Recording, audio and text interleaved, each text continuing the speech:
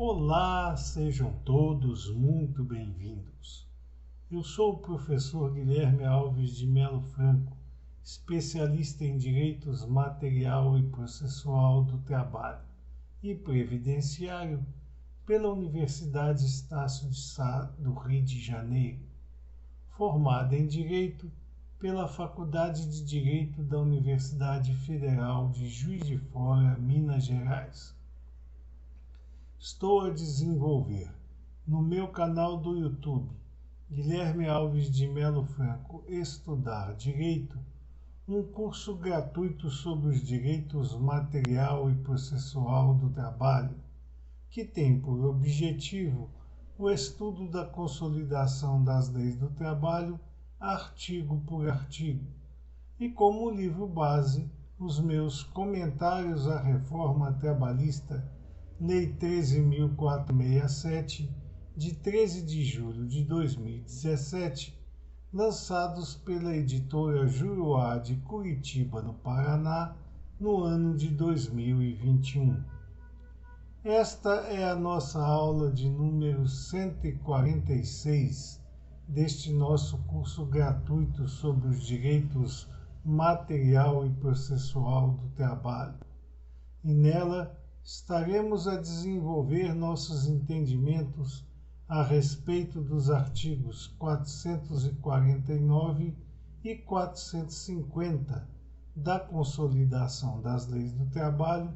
que continuam a jornada jus-operária brasileira a respeito do contrato individual de trabalho. Neste sentido, diz o artigo 449 da Consolidação das Leis do Trabalho que os direitos oriundos do contrato de trabalho subsistirão em caso de falência, concordata ou dissolução da empresa. Portanto, qualquer que seja o motivo de término da atividade empresarial,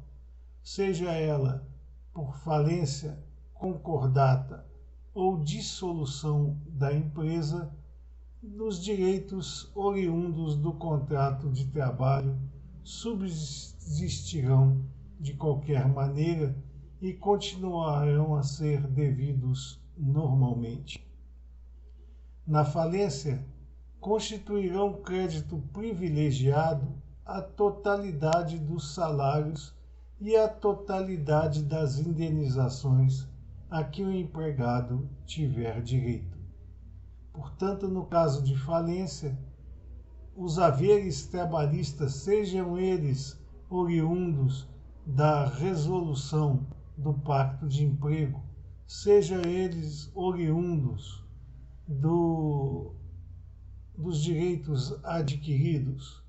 sejam eles qualquer direitos indenizatórios advindos do pacto de emprego, constituirão sempre crédito privilegiado, tanto no que pertine aos salários e à totalidade das indenizações a que o empregado tiver direito. O crédito privilegiado, todos nós sabemos, é aquele que tem que ser quitado antes de qualquer outro tipo de modalidade de direito advindo dos casos de falência, concordata ou dissolução da empresa. Havendo concordata na falência, será facultado aos contratantes tornar sem efeito a rescisão do contrato de trabalho. Então, havendo a concordata na falência, nos diz o artigo 449 consolidado que será facultado aos contratantes tornarem sem efeito a rescisão do contrato de trabalho. Portanto, é uma faculdade dos contratantes, não é uma obrigação legal tornar sem efeito a resilição do contrato de emprego e a consequente indenização, desde que o empregador pague no mínimo a metade dos salários que seriam devidos ao empregado durante o interregno. Então, havendo concordata na falência, será uma faculdade dos contratantes, não uma obrigação, tornar sem efeito a rescisão do contrato de emprego e a consequente indenização. Então, não haverá mais a resolução do pacto de emprego e nem as consequentes indenizações advindas dessa solução, desde que o empregador pague ao empregado, no mínimo, a metade dos salários que seriam devidos aos empregados durante a posição da falência e a reversão da mesma em concordata. Aqui, novamente, a consolidação das leis do trabalho, como temos visto nestas nossas aulas,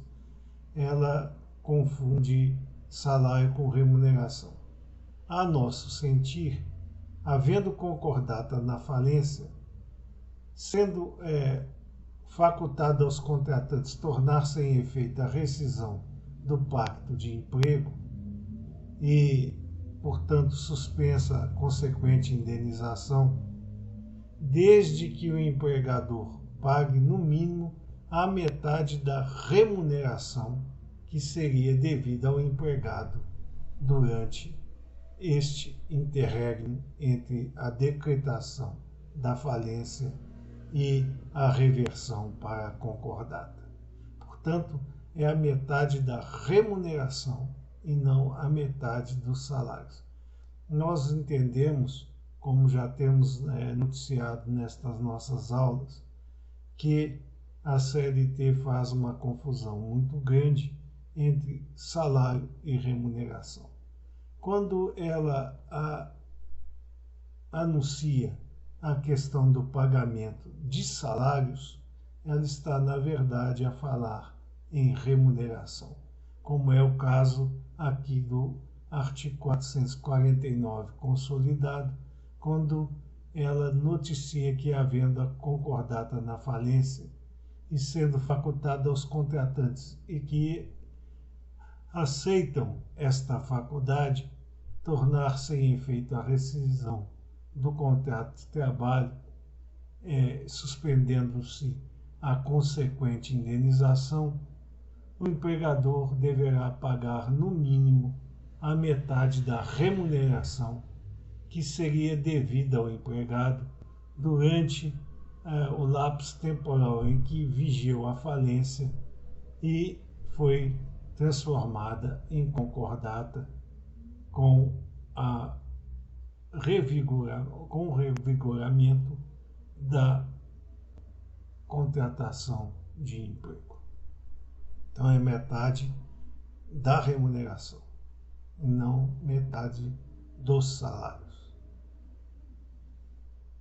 Diz o artigo 450 da Consolidação das Leis do Trabalho que é o empregado chamado a ocupar em comissão, interinamente ou em substituição eventual. Então, é a questão chamada ocupar cargo em comissão interinamente, portanto, não pode ser um cargo em comissão definitivo, é apenas um cargo em comissão interino, ou que venha a substituir eventualmente ou temporariamente cargo diverso do que exerce na empresa, serão garantidas a contagem do tempo naquele serviço, bem como a volta ao cargo anterior. Aqui é preciso entender que, no caso desta substituição ou ocupação do cargo em comissão, tem que ser interinamente. Se for de maneira perene, não haverá esta situação e, portanto, o empregado chamado a ocupar o cargo em comissão deverá receber os valores necessários para o exercício desta nova função. Se for interino ou em substituição temporária, quando o empregado vá a cargo diverso daquele que exerce na empresa, serão garantidos a contagem do tempo naquele serviço. Portanto, não haverá solução de continuidade na contagem do tempo do empregado que esteja sendo encaminhado ao exercício provisório de cargo em comissão ou que esteja substituindo determinado empregado em cargo diverso do que exerce na empresa. Então, estará garantida a contagem de tempo naquele serviço, bem como a volta ao cargo anterior, se esta substituição ou a ocupação interina deixar de existir. Portanto, o empregado terá direito de voltar ao cargo anteriormente ocupado. Aqui abrimos um parênteses para trazer a vocês a súmula 159 do Tribunal Superior do Trabalho. Esta súmula 159, que trata justamente do assunto aqui previsto pelo artigo 450 da Consolidação das Leis do Trabalho, nos anuncia que, enquanto perdurar a substituição, o empregado substituto fará jus ao salário contratual do substituído. Portanto, a súmula 159 do TST nos anuncia que, enquanto o empregado estiver substituindo o outro, terá direito ao salário contratual daquele empregado que ele esteja substituindo. Portanto, além da garantia da contagem do tempo e da volta ao cargo anterior, cessada a motivação da substituição ou da ocupação interina de cargo diverso do que exercia na empresa, o empregado terá direito ao salário contratual daquele que ele esteja substituindo. A segunda situação que nos traz a súmula 159 do Tribunal Superior do Trabalho é que, no caso de vago cargo indefinitivo, por exemplo, ele está exercendo atividade temporária em cargo diverso da que exerce na empresa, substituindo outro empregado até que se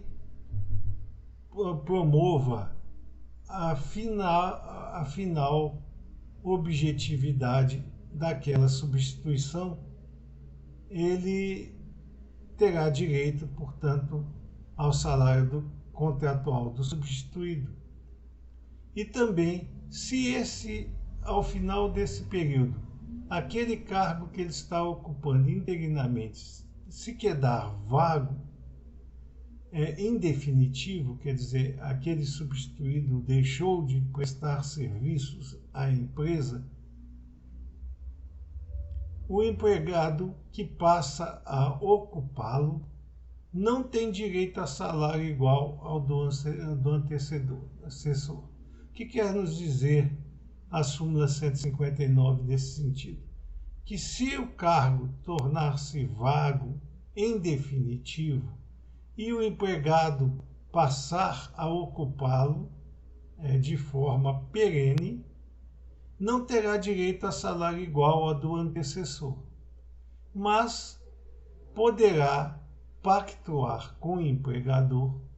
o justo salário pela nova ocupação da prestação pessoal de serviço que passará a exercer. A mesma coisa acontece quando não for o substituto que vai ocupar o cargo a que ele estava ocupando interinamente. Se for outra pessoa, outro empregado, que passará a ocupá-lo em forma definitiva, esse novo empregado não tem direito a salário igual ao do antecessor, mas poderá pactuar com o seu empregador o salário justo pelo novo exercício profissional a que estará sujeito a partir daquela data. Pode ser até superior ao valor que o antecessor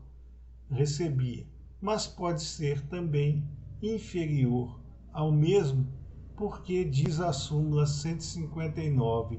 do Tribunal Superior do Trabalho que o empregado que passar a ocupá-lo de forma definitiva, vago ou cargo, não tem direito a salário igual ao do antecessor. Portanto, nesse caso aqui, diz a súmula 159 do TST, que não será possível pleitear-se equiparação salarial com o antecessor no caso de vago cargo indefinitivo e o empregado, seja ele o que já havia laborado em substituição ao antecessor, seja ele um novo empregado, não terá direito a pleitear a equiparação salarial com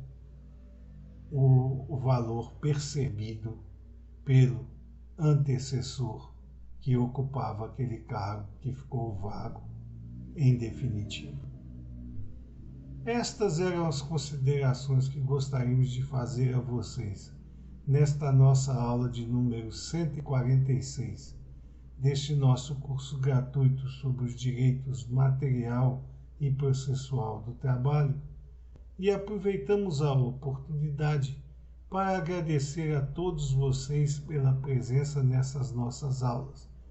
e solicitar ainda uma vez mais que aqueles que ainda não o fizeram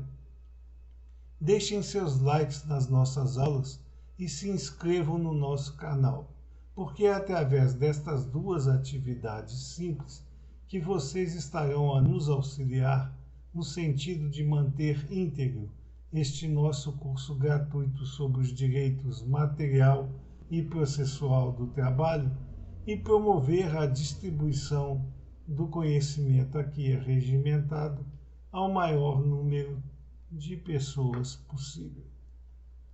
Muito obrigado a todos.